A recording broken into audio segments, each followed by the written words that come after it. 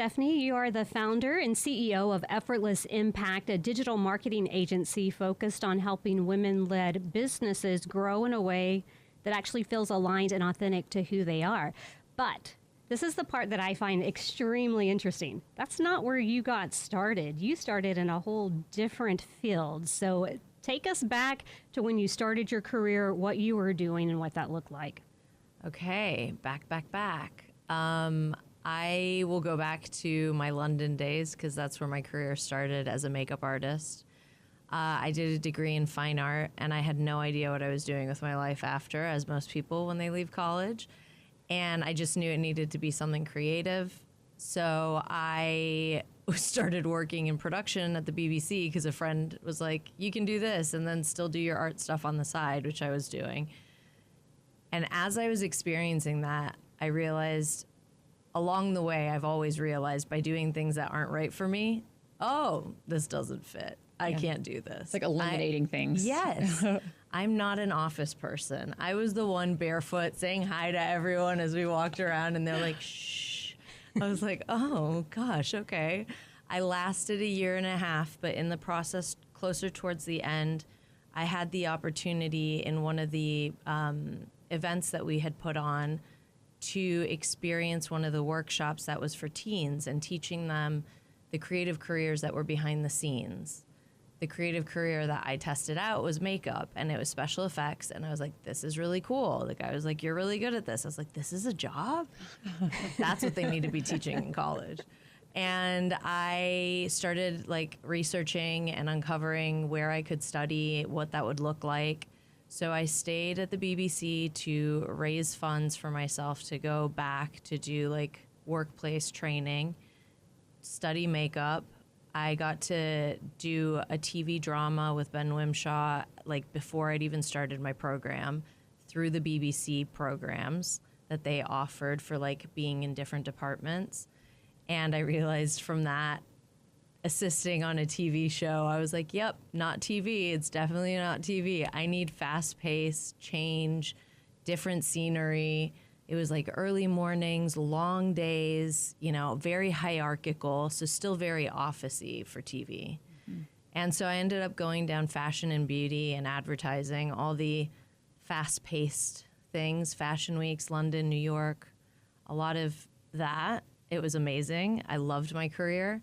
And then I had kids. You know, I had my first child and I was still doing makeup jobs, 3 months old, moving out of our London apartment so that we could move to the States, and doing Fashion Week, a job up north, pumping in the bathroom of the train, like all these things. And I was like, what am I doing? And I got shingles because I like overdid it.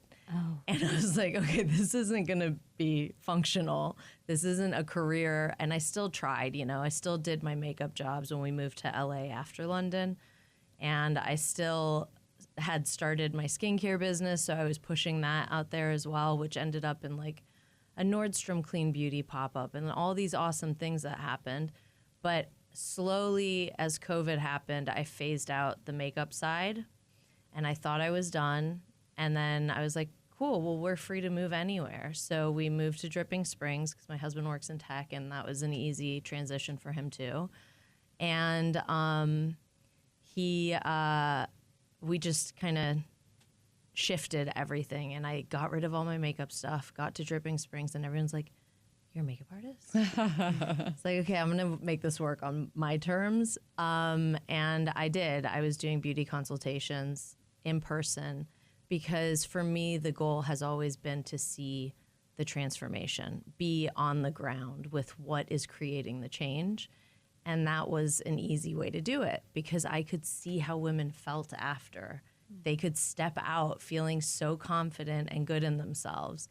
And so after closing my skincare business, I took a hiatus. I was telling Ashley to remodel our kitchen, of course, and that was super relaxing. Mm-hmm. And then in the summer, I just had people coming to me, mom-owned businesses, and they're like, how do I do this? How do I set up my website? I don't have this. And there's like all these trust factors that were missing. So I was like, I can do it for you. And it kind of started from there. And then this around November, December, I found out I was pregnant with our third. And I was like, oh, I've started this business now. Perfect timing. And how are we going to make this go? So I decided to set up a team and turn it into an agency. And it's been running that way since the end of last year. With highs and lows of like, how do I do all of this? Doing systems and SOPs and functioning in a very different way to how I always have. But the consistent piece has been people, like connecting with people, being able to see a transformation in what you can deliver, and empowering these women to be able to know that instead of saying, I don't know how to do this, like actually give them the tools to be able to do it, or support them in the journey by listening to their story and communicating it. And that's been the same throughout all the careers. Well, I want to go back just a little bit to you starting a skincare business. I'm going to guess you said your background was the production of TV. How did you even know how to launch that, especially to get it into stores? Where did you get your information on how to go about it? Now that you're doing that for others now, but how did you get yours? So that was also, I started my skincare business. It was very tied to my own story. It was tied to, at the time, I hadn't found out I was pregnant yet when I had the idea with my first child. And my grandmother had been diagnosed with dementia, and I was like, she's my strongest tie to the island that we were from in Greece, Zakynthos, where I spent all my summers with her. So I wanted to create something that I understood, and I had been around beauty products for so many years, so it felt natural that it was going to be something in that sector. I just didn't know what exactly or how it was going to translate.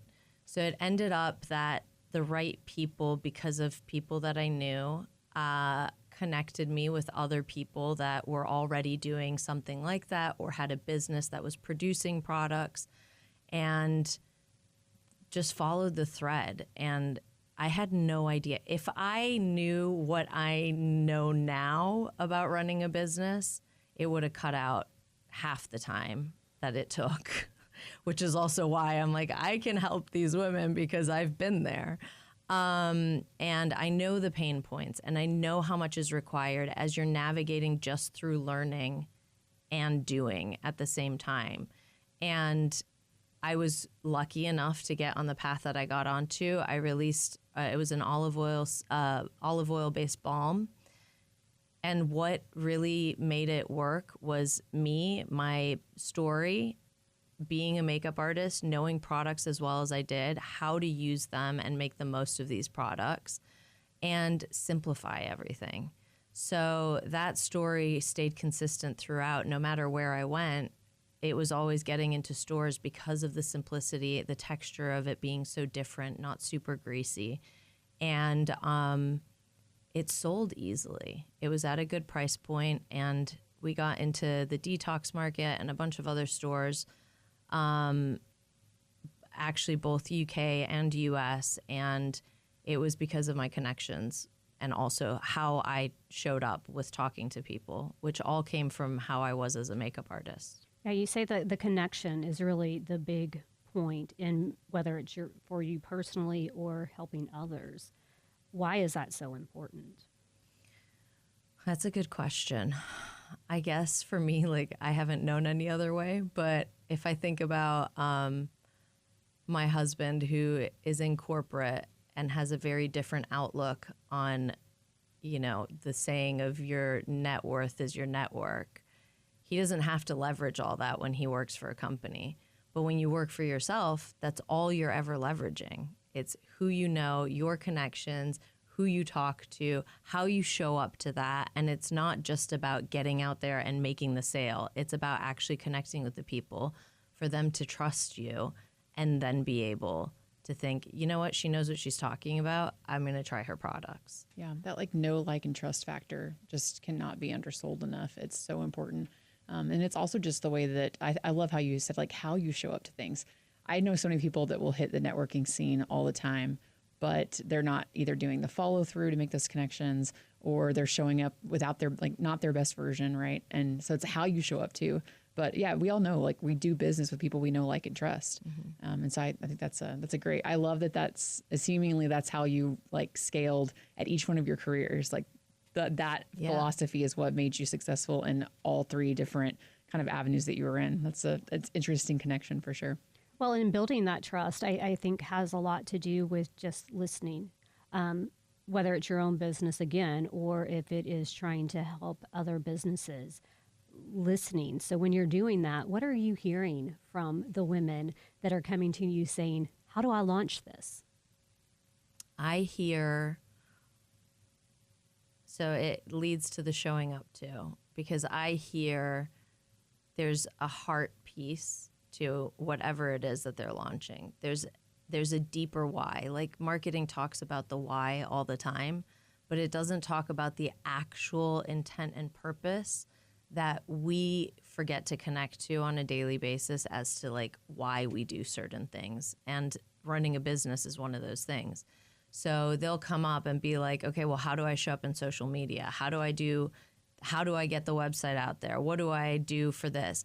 But it's like, if you start by connecting to where you are already and what your truth is around what it is that you're launching, everything else will start to fall into place and follow suit after that. So the pain points tend to be a result of not seeing that piece. Like, how hard is it for us to see ourselves, like to understand what we have and what we bring? And how many times has someone reflected to you who they see from you, but you don't see that about yourself? Yeah. So when you turn it around and you have someone reflecting that to you and actually making you go deeper into the reason why it's there, it creates a different type of ecosystem and connection and an ease to how you show up when you go to these networking things, because you're actually connected to your intent and it feels more powerful than going out and not really wanting to talk about your product or your business or whatever it is, which I've done too. And I had to learn it along the way.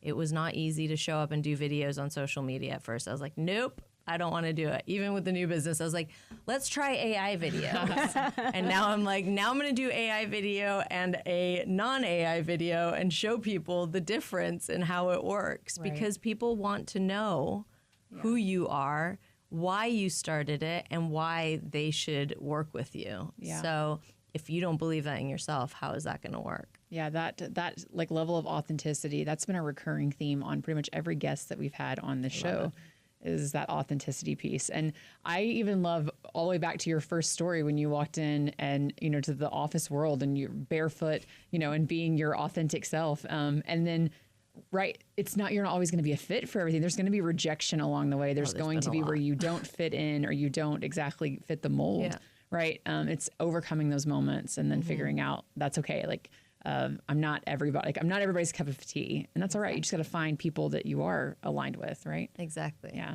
So out of curiosity, you said when you ask these women, when you're listening to see, what is their reason? Have you ever come across anyone that didn't have a reason and they were like, I was actually in a circle for a guy that has a very successful ad agency, like just a support circle. And he wasn't a woman, but he definitely was like, I should just launch a product. And someone who was in the circle who'd been in CPG for decades was like, so do you know what the product is? Do you know what you want to launch? He's like, no, I'm researching and I'm seeing what comes up. And so he just knew that he could scale a business because of the ads. But in the end, we all kind of clarified, you know, the grass is always greener on the other side. And when there isn't that heart there, especially in such a saturated market, it's not really going to matter. And it's not really going to do great. And you're not really going to want to sell it because you don't really care what it is. So there has been that experience. But the majority of the women that come to me, no. They know, because I think we come from a different place with business than men do. Or it might just be like a more subconscious level that they haven't yet discovered, right? They're still exploring it maybe. Yeah. Yeah. So with Effortless Impact, is it strictly marketing, or are you also somewhat guiding in, okay, well, how do you start to create a product and go from there? First, you have to have the idea, then you have to create it, and connecting them with others? Yeah, I mean, I'm a connector. I think the reason also why I fell into digital marketing was because of that. Like, how can I do what I love doing, which is connect people with each other, and have a business that revolves around that? So I'm definitely there for connection. It really depends on where they come to me with a business. The majority of our clients have already started their business and know the direction, but they're not clear on how to get there. So there is guidance. There's definitely a lot of that, because I feel like the biggest difference with us is a holistic outlook to how you run your business. And now with burnout and how saturated the market is and how exhausted we are because of all the avenues we have to put ourselves out on, and we forget to think about what is the easiest route. And the easiest route doesn't always need to be Instagram, or the easiest route doesn't always need to be the same cookie cutter that you've seen other people doing. It really matters as to who you are and who your clients are, or customers, specifically if you're a product-based business. So there is guidance even if they've started the process and they have a product and a direction. And if they don't, we're there from the beginning as well, because that's also actually the easiest and the most fun part, because you're building it from the ground up rather than having to unfurl certain aspects that they might already be attached to. Since we are now more digital, social media, especially when it comes to advertising, how much have you seen that change from when you first launched your skincare business to what you're seeing now helping others? Oh, wow. Yeah, a lot. Email was still important back then, but ads was not as big as it is now. And even ads in that short period of 10 years has gone like up, and then it's coming back down now, where people aren't just focusing on ads because they're seeing that leads back to that authenticity piece. If you're just advertising, you're not in control of your audience and who you're reaching. Yes, you can tailor them, but you have no control on ad spend in certain categories. And we were in beauty, so beauty was crazy expensive to advertise in, especially video compared to photo. But then they only want video, and then it's so controlled because Meta will control how and who gets to see it. And when you start boosting, it impacts how you advertise and your spend there. And so there's so many other pieces to it now, because I guess these corporations that we advertise through, or these corporations that we rely on to grow our businesses digitally, have so much more control because they see the leverage and the money they can get out of it. So it's like really going back to a little bit more of grassroots before you start getting to the advertising piece. And instead of thinking, I need to be over there, it's like, well, how do I use where I'm at right now as my ladder to get me to the point where it's reaching everyone else? What are the aspects that you communicate to someone face to face, or in your email marketing, or all these certain ways that makes someone go, oh, I need to share this with someone else, before you get to the point of ads and social and all that, which is it's so overwhelming as a business owner. You're doing social media, and that could be that could be YouTube, Instagram, Pinterest, like TikTok, all of them. There's so many avenues. And then email, and having a full strategy and schedule there. And like, it's a lot. So really bringing it back to the basics is what I think is getting overlooked, because there's so much in comparison to 10 years ago, which is 11 years ago, where it was only, it's who you spoke to. It's how you got their emails. It's how you communicated with them. And now it's like, oh, well, how can we just streamline our work and make it easier, versus like still talking to the person? Yeah, I always find like the suggestions that Google gives or Meta gives, I see them and I'm like, this does not make any sense, but it probably makes sense for them. Yeah. Makes you really question about like their motives and intentions when they're giving you these like suggestions on improving your ads, which is why I think it's so important to have trusted advisors who are working for you and not working for, the people making the money off of it. I wanted to like talk a little bit about, do you think that just in general that the sales like cycle has lengthened or shortened in comparison to 11 years ago? Because what it sounds like, Lengthened. I think so too. It's all what you're describing. It almost seems like there's like you have to build more intentional trust and way more touch points than you did 11 years ago. Okay, for us that don't know what a sales cycle is. Yeah, I will. I Go will ahead and Stephanie explain that. Stephanie, go for it. I think you'll probably explain it better. It's the funnel that gets your customer or client from getting to know you to buying with you.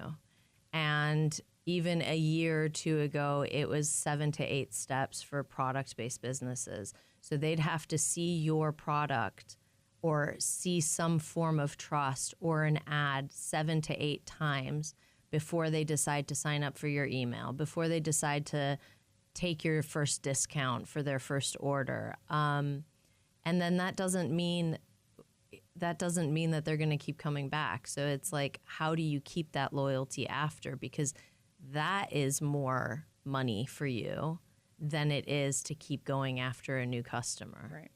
So it's definitely lengthened. Yeah, I think so too. Which is just one of those things I feel like it goes back also to another attribute that we women need to continue to develop is this resiliency. Because you're likely going to be up against a lot of no's before you get that yes, right? A lot of touch points where you're thinking, how many times do I have to like touch this client, this customer before you actually see realized revenue? But I love how sounds like you're backing up the strategy all the way to the like that first awareness, right? Yeah. Like how are they first getting aware of your product or your service? So Totally. yeah, but it's interesting. It's a good thought to think, right? Like that it's going to require resiliency. Resilience and the ability, like I came on here to talk about pivoting, but the ability to pivot, because as long as your story is true throughout, and this is what I've learned throughout the whole process of where I've come from, even from like restaurants and bars, like when I used to work at them in my teens and 20s, it was still how you give an experience. And people lose that in the digital world, but it is still an experience, not just when they receive their product, but how they use it, what they learn about it beforehand that gets them excited to use it, that gets them excited to talk about it. And that's the same with client services, the testimonials, how you share that with people. All of that is so crucial in all of these touch points. It's not just on one or one page of your website or one area of your business. That is what makes the whole thing run. And if you need to pivot, you have to think fast enough to be able to be willing to be like, oh, you know what? This isn't working. Let's try something different. Yeah. Across all of it. Well, and you pivoted a little bit from owning your own business by yourself to now bringing in, as you said, the agency, having all of those work. So what has been from leadership for yourself to leadership for your team now? I think leadership's always been a part of my process because of fashion weeks and teams that I've been a part of or run. And I could always see the difference, especially in the makeup world and fashion. There were the leaders that were willing to teach you and support you and were okay with you going off on your own after. And there were the ones that were stingy and wouldn't give you information and retained it all, and you were just there to clean the brushes. And I'd always told myself I was never going to be one of those people. Yeah. And when I've had assistants who have developed under me and grown in the makeup industry and gone off to do their own stuff beautifully, it's exciting for me. So that part has always felt really natural for me. So the team aspect, I'm a really good delegator, even in my household. So the team aspect is always, I always turn it around on myself if there's an issue, to make sure I can show up the best I can for them to be able to do their best jobs and want to stick around and want to work for me still and want to learn. because I know what it feels like to have the opposite, and no one wants to stick around for that. And nowadays, when everyone gets to work for themselves, why do it? You know, why work for someone that makes you feel less than just actually do it yourself? So I'm definitely there for the support and education and making sure that my team gets what they need to want to do the work and show up with their best, and also know what they do really well. Like, if I base their jobs and their tasks off what they really enjoy, it's going to be a win-win for everyone. So, And did I see that your team is all women? Was It that is. purposely yes. done, and why? So marketing, I believe, is very much about data and strategy. And those are very masculine energies.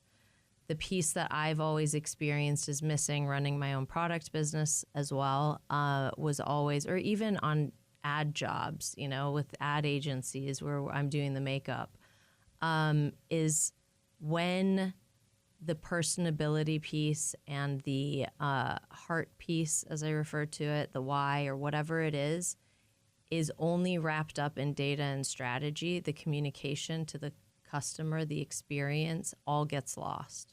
So I wanted to approach it differently. And I feel like the aesthetic, if you look at a lot of marketing agencies, I feel like they've got very similar aesthetics. It's a very hard line, and it's about the metrics, and it's about the popping colors, and just very dramatic.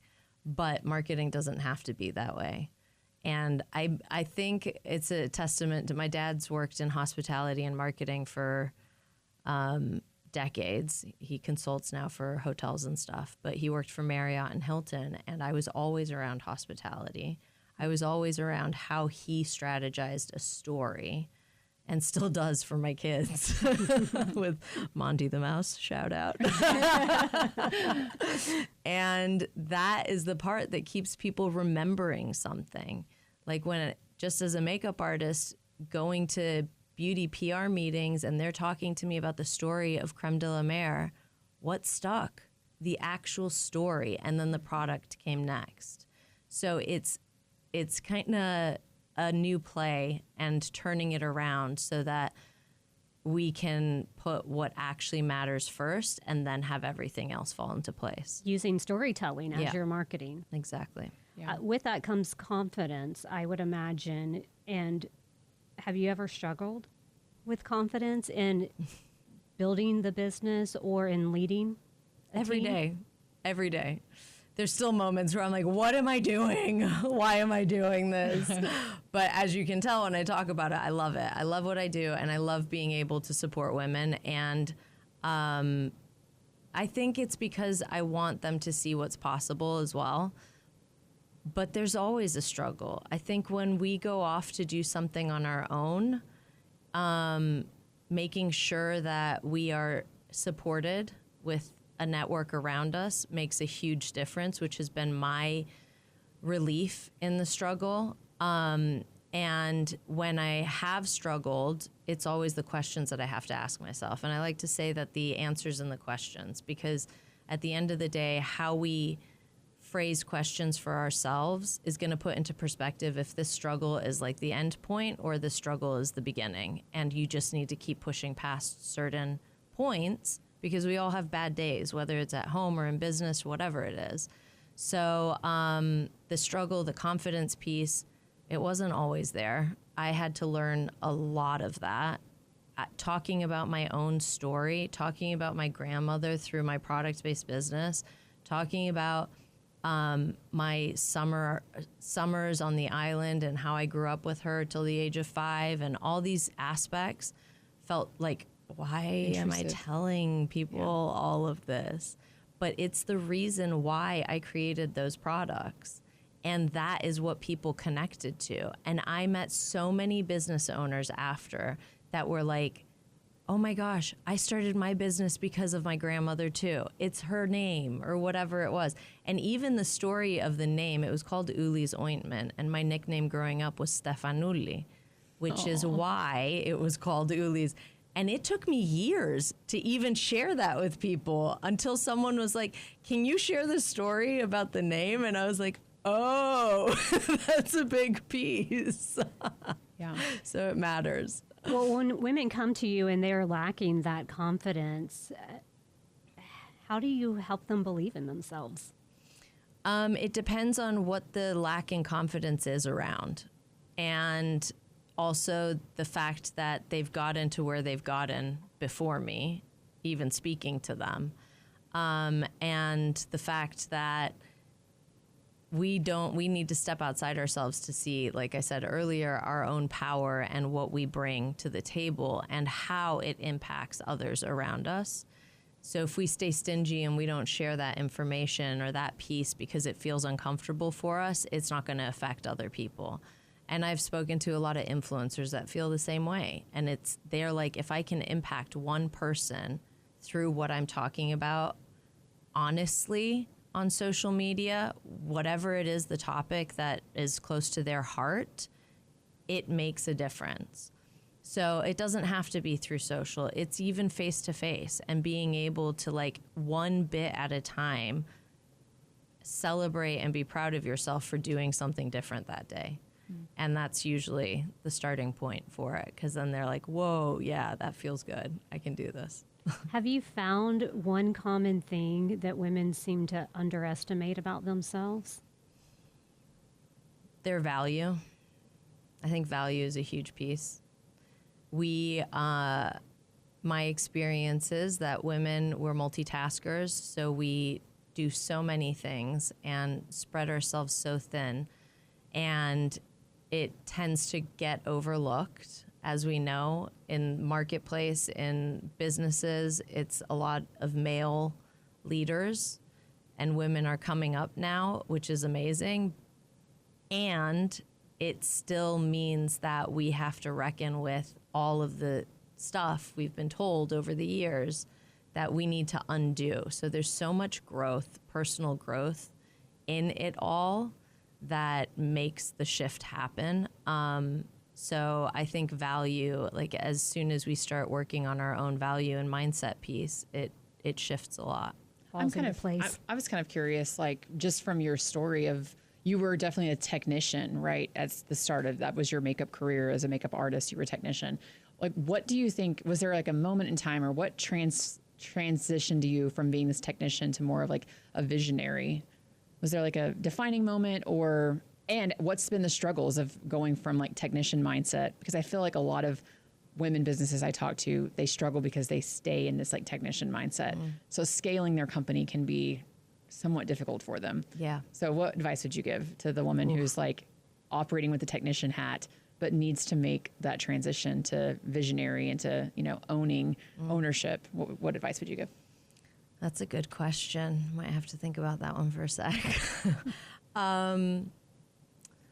So if I look back on what got me there, it was really, I felt like I was being put in a box. So someone, even if they're in corporate and doesn't feel right, there's this little feeling inside of us that tells us that there's something else for us.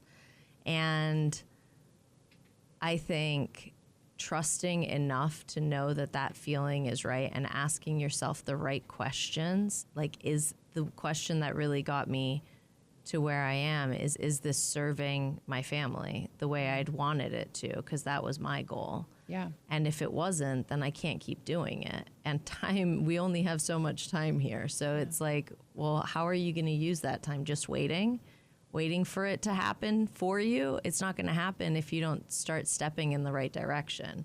That is going to just disappear or stay closed. And then you're going to be like, oh, now I have to start it all over again.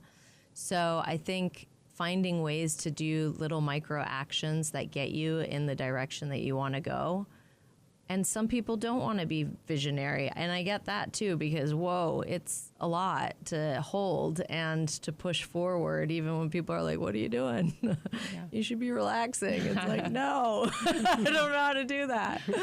As she is 7 months pregnant, doing a episode with us today. Running a business, has 2 kids at home already. Yeah, not a problem. You're in good hands. I have delivered a baby before, so we're prepared. We're good. Just in case. Wait, that's another episode. So I would really say find those little actions. I love journaling. I didn't always. I'd kind of go away from it. I love doing art still. So getting back to being creative. Yeah. I bet that's hard to like still tap into like that creative. And going from having had it as a career. Right. Where that was your only focus. Yeah. To then like, oh, well, now I had to do the artist's way. Yeah. And But, for so long, I would tell people I lack creativity. I would say that about myself. Like, I lack creativity. And then you just realize that creativity takes on so many different forms, right? So now maybe you're not creating art in someone's face, right? Or like or art in this new product, but you're creating art in your business. Yeah. And in all like the rich tapestry of what you're creating. And it's probably, it's a gorgeous thing, right? Yeah. It's very aesthetic, which is also what's fun about it. There you go. Yeah. So one of the good questions for those people that want to shift is, what did you used to enjoy doing as a kid? Oh, that's a good one. And like not making it all about money. Like, okay, well, how do we go back to like the things that we actually love doing when we're doing stuff all the time and just enjoying that piece by ourselves? So that question, I would imagine, would take a lot of people very far. Yeah. Tapping into childhood. Yeah. Mm-hmm. I would imagine the definition of success has changed throughout your journey. Yeah. How has it changed for you? What did you initially start off thinking success was, and where do you think success is for you now? Success for me started with magazine covers, being in Vogue, all of that sort of stuff. And then I got that and I was like, check. Okay, yeah. I was honestly, even as a makeup artist, I really looked for the purpose, and I had to start working with nonprofits where I taught women who had survived cancer, were going through treatment, or were in halfway houses, or how to do their makeup for whether it's a job interview or just to walk out of the house feeling confident.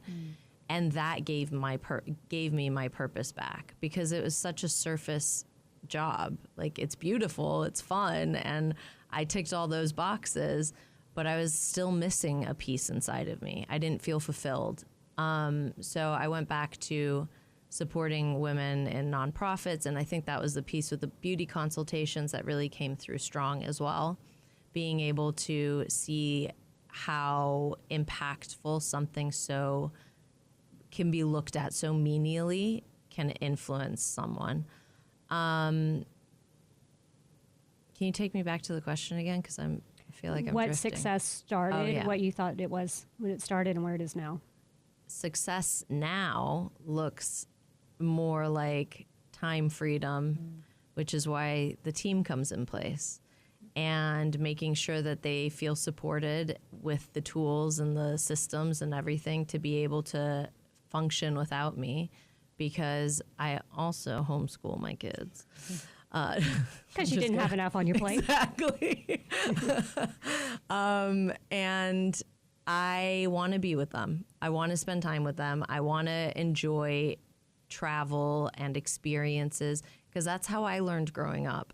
Everywhere we lived, because I lived in a lot of countries over my lifetime, was an experience. And it wasn't in the classroom that I got that experience. So success for me now is like going from magazine covers to spending time with my family and being able to be outside and go on adventures. And right now we're in a sprint before the third one comes, but we do as much as we can throughout the week and fit that in.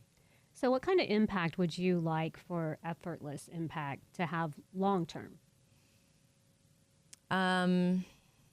Another good question. I think really impact, the word impact has been coming up a lot in the last week, which I love, because when I started the name Effortless Impact, I was closing my other business and I was like, well, I know I'm going to do something else. So I need to create something. And what name works the easiest with simplification and ease? And Effortless Impact came up and I was like, that's it. So I named the business that. And that's what I want in its longevity, for women to feel like business and life don't have to be separate. They can intertwine and it doesn't have to be hard. It just means that we need to learn differently. So long term, I would love to be able to support women in getting there and having those experiences that uplift them and feel like, oh my gosh, look at what I was able to do and what I created. That's the impact. What's next? Birthing this baby. That's probably the most important, yes. It's so hard. I feel like any women, like you literally can't think of anything past that 9-month mark. You're like, this is literally all that I have on my plate to do right now. That's all I'm working towards right now. Birthing the baby and continuing to grow the business sustainably so that I can continue to be with my family and travel more. We have a lot of moving pieces. We'd bought a house that needed renovating, and we've been doing that over 2 years. It's just been a journey. So probably being able to go from right now this uphill sprint of systems and SOPs in business to a little bit of time to myself and my family to enjoy what is next. Okay, we like to end our interviews with rapid fire questions. Okay. They start easy. They get a little bit more thoughtful. Is that a good way to put it? It's a good description. But we really are just looking like 1 to 5 words to answer. So we will start with the easy one. We will be counting for you. If you go over, we buzz you. Like my 6-year-old. Over. Planner or organized chaos? Organized chaos for sure. Gut instinct or data first? Gut instinct. One thing you'd tell your younger self? You are where you need to be when you're there. One word people would use to describe you? Energetic. One quality every leader needs? Compassion. One thing business owners overcomplicate? Strategy. One thing that builds trust quickly? Communication. A little bit deeper, one thing you're still learning? How to be good at everything. And then finally, what does a seat at the table mean to you? Inclusion, connection, and realizing your own value. Stephanie, thanks for pulling up a chair with us today. We appreciate it. Really interesting conversation that we've had here. So thank you so much. Thank you for having me. It's been fun.